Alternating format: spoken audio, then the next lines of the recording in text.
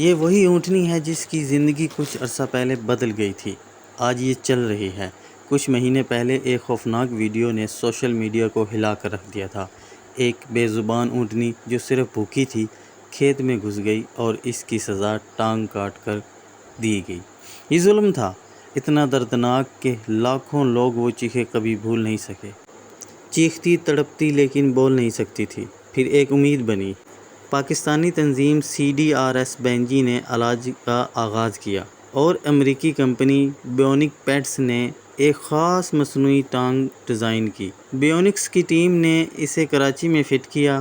مہینوں کی محنت کے بعد آج وہی اونٹنی دوبارہ اپنے قدموں پر چل رہی ہے۔ یہ صرف ایک جانور کی کہانی نہیں، یہ ایک سبق ہے کہ آواز اٹھاؤ تو ظلم ہار جاتا ہے اور زندگی پھر سے مسکرانے لگتی ہے۔